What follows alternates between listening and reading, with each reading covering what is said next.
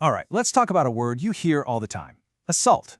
You probably think you know exactly what it means, but what if I told you that your whole idea of assault is, well, probably wrong? Let's find out. So right now, just think for a second. When I say the word assault, what's the first thing that pops into your head? What does that scene look like? If you're like pretty much everyone, you pictured some kind of physical contact, right? Somebody getting punched or shoved or hit with something. And look, that makes sense in everyday conversation. But legally speaking, that's not it. Yeah, get this. The act of actually hitting someone, that's called battery. So if assault isn't the physical punch, then what on earth is it? This is where it gets really fascinating. Assault isn't about the punch landing. It's about everything that happens in the moments before the punch. It's all about the fear of a threat. So here's the official definition. An assault is an act that causes reasonable apprehension of an immediate battery. Now, those two words are the whole ballgame. Apprehension just means the person has to genuinely believe they're about to be hurt. And immediate means it feels like it's going to happen right now, not next week. And this just nails it. Simply put, assault is the threat. It's that horrible feeling of danger, that mental anxiety of bracing for impact. You could almost say it's an injury that happens entirely in your mind. So, let me ask you this. If assault is just the threat, how much physical contact does it take for something to be considered assault? The answer is right here. A big, fat 0. None. Not a single touch is required. Okay, but hold on. Not every threat you hear is a legal assault, right? For a threat to cross that line, it needs 3 specific ingredients. Think of it like a recipe. If you're missing even one ingredient, it's not an assault.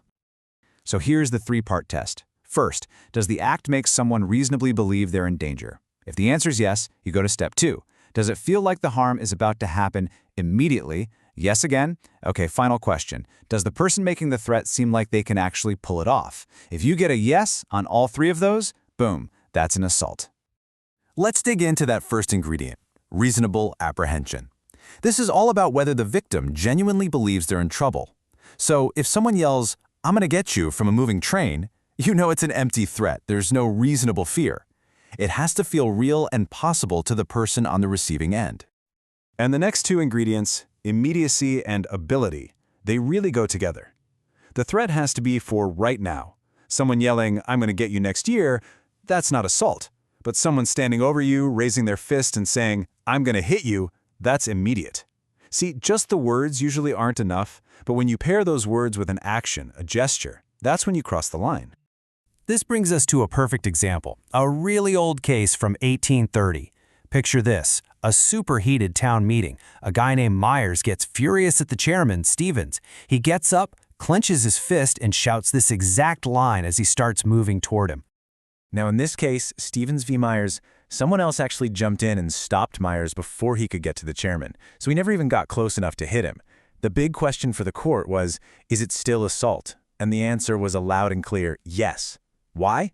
Because the act of moving forward with a clenched fist created that reasonable fear of an immediate hit.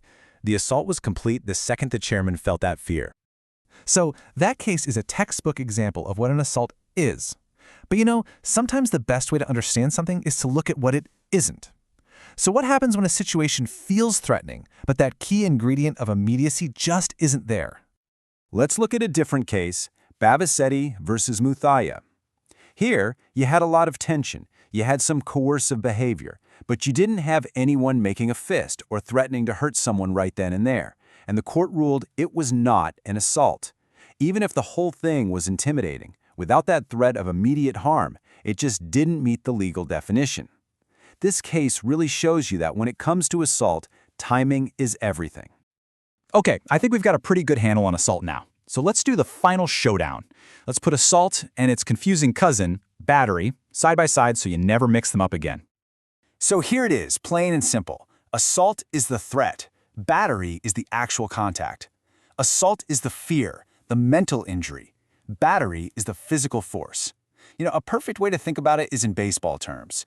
The assault is the pitcher winding up to throw at your head. The battery is when the ball actually hits you.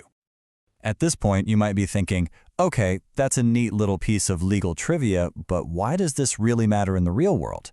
Well, it matters a lot, actually. This distinction gets to the very heart of what our laws are designed to protect. So let's just quickly lock in the main takeaways. 1. Assault is the threat, not the hit. 2. It needs that 3-part recipe of fear, immediacy, and ability. 3. Absolutely no physical contact is needed. And 4. Because of all that, it is completely legally different from battery. Knowing this difference isn't just academic, it's empowering. It helps you understand your own rights. It means that the law recognizes that you don't have to wait until you're physically hurt to be a victim. That fear, that stress, that violation of your peace of mind, that is a real injury. And the act of making someone feel that way is, all by itself, a violation. So I'll just leave you with this thought. Now that you know the real legal meaning of assault, think about movies you've seen or things you've witnessed. Where do you now see examples of assault that maybe you didn't even recognize before? Pretty interesting, right? Thanks for tuning in.